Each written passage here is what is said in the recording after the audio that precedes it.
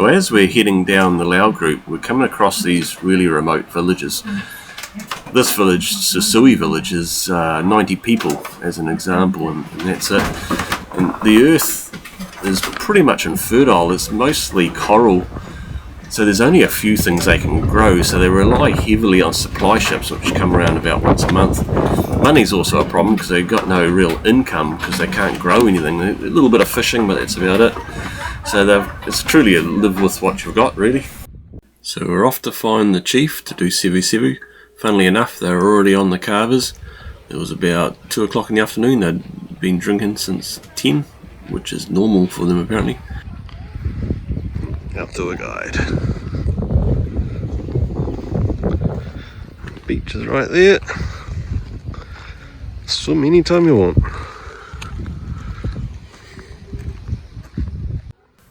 So this is their church that lost all its roofing in 2018 on a cyclone.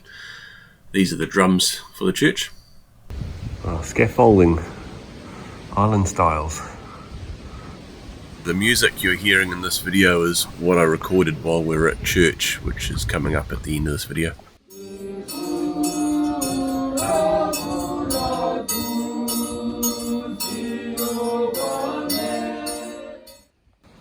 They make mats out of this plant. They use the leaves, big long flax-like leaves, to make the mats and the baskets and things. We're going for a walk over this way. I think we're going through the plantation here.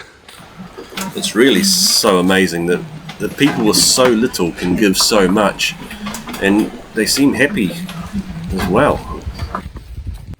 So I wish I could remember this guy's name, but he was such a nice guy, really helpful. So he's here getting us some fruit and things. He gave us 3 different sorts of lemons, jackfruit, papaya, maybe some chilies. Here we are on the other side of the island, the windy side.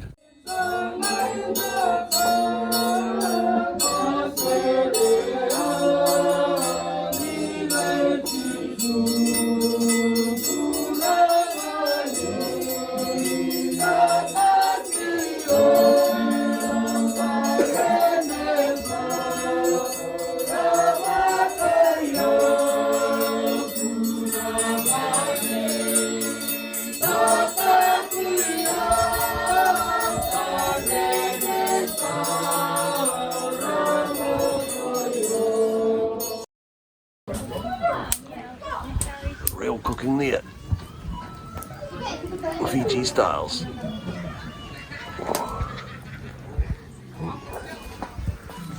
Yeah, some sort of bread in there.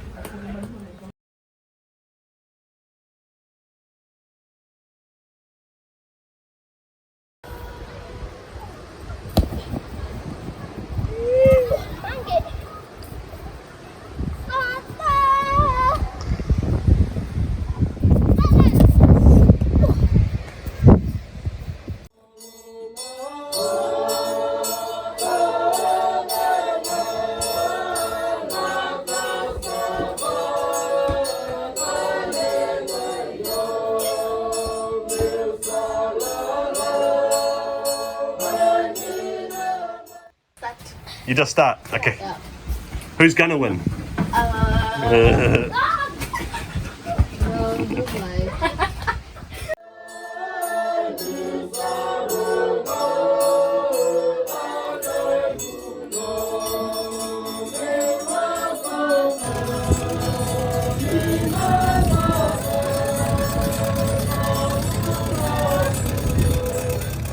The entrance to the lagoon right there.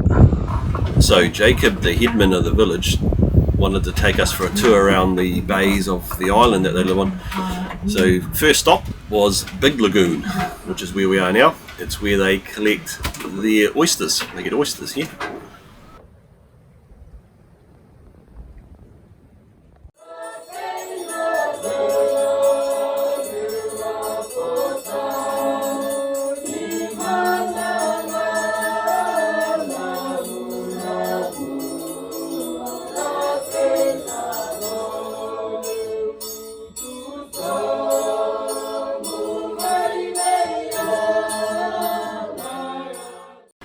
So second stop was Small Lagoon, and it blew us away with what we found here. So this is some sort of giant groper. It was probably a good 70 to 80 kilos. It was bigger than the marlin the other day. Jacob said it was groper breeding season, but he had never seen one in this lagoon before, especially not that big. So this is the entrance and also the spot where we just saw that massive groper. And this, yeah, as I said before, is lagoon number 2. Not much happens this one, it's a pretty small lagoon.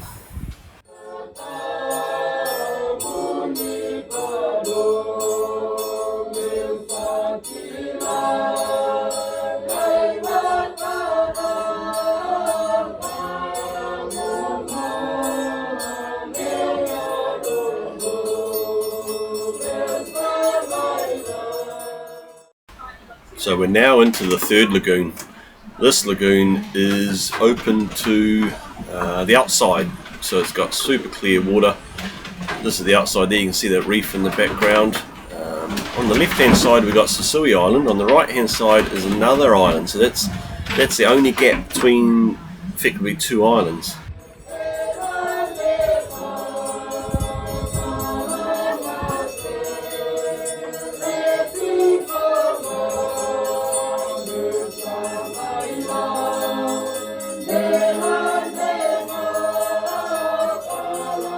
So we're now going for a walk to the fourth lagoon. The fourth lagoon is landlocked, as in you can't get a boat in there.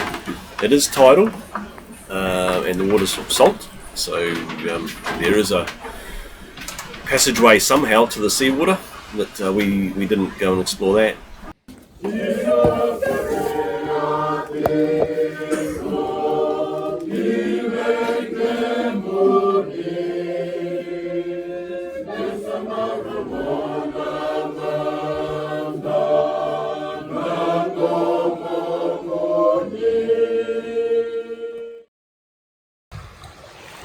Well, even though it's howling today, this place is still stunning.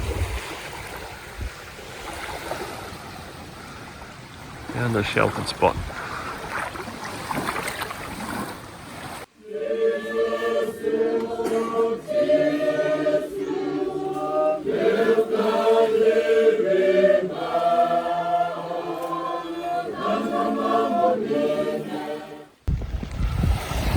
The Susui village is up there. There's Yin Yang, obviously. Jacob and I are going to check out the caves. There's Jacob there.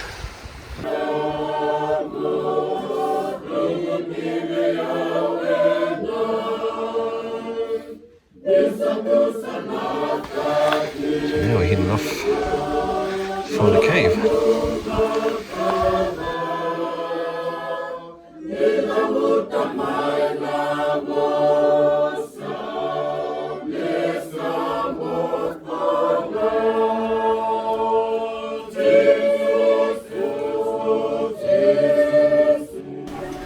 So what we have here are human remains. The ancestors, rather than bury them in the ground, they used to put them in caves.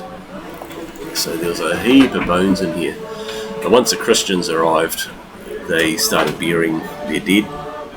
And also the fights between the villages. Once the Christians arrived, all that fighting pretty much stopped. And so did cannibalism, of course. I don't know what year that all happened, but it was a long time ago.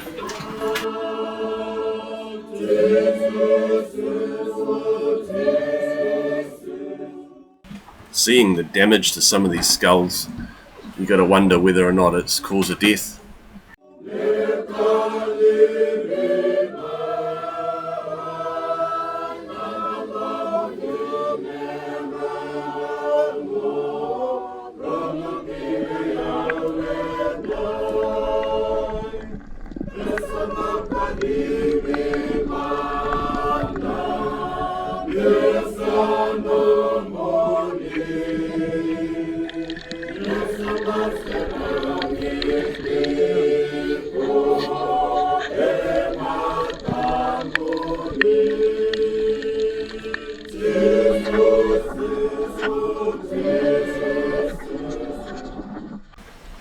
think I've said it before, but isn't it amazing how these guys communicate? They all close their mouths and turn at exactly the same time.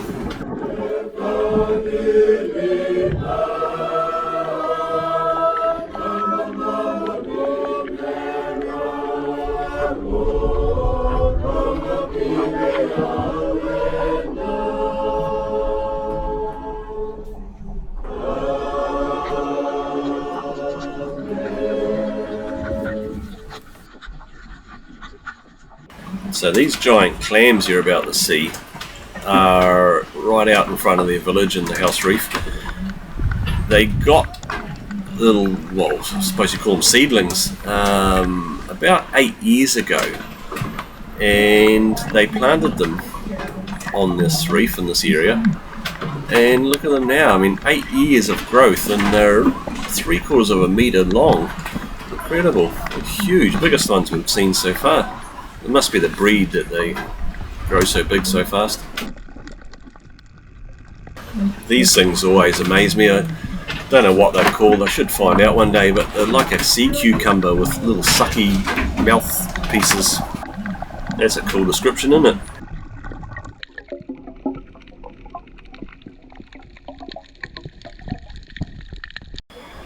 So then we came across another patch of giant clams.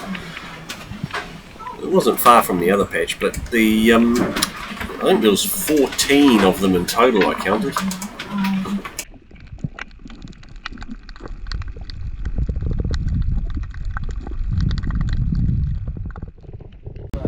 I don't think this dog wants us to leave.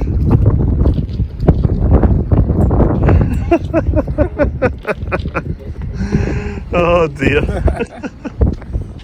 So we're off to Loma Loma to try and find some provisions, and Chico and William are heading off boat hitchhiking.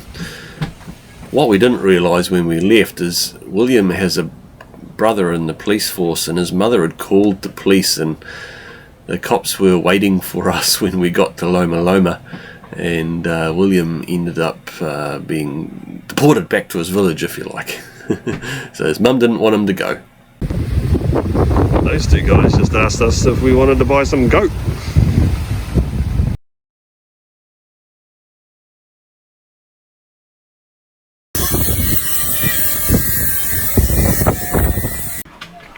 Back at Susui village now, and we're going to dive the outer reef.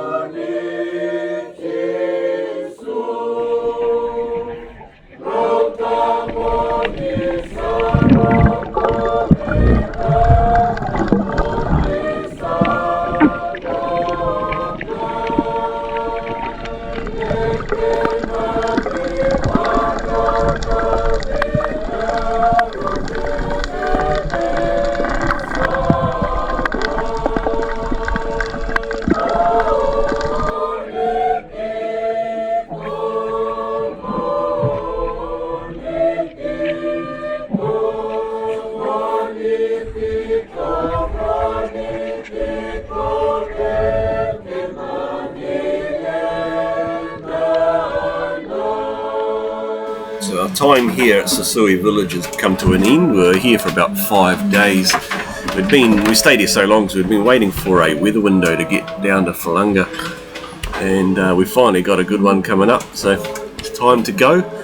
But really impressed with this place. They wanted to include you as part of the village, so really great people. And we finished our stay off with the morning at church.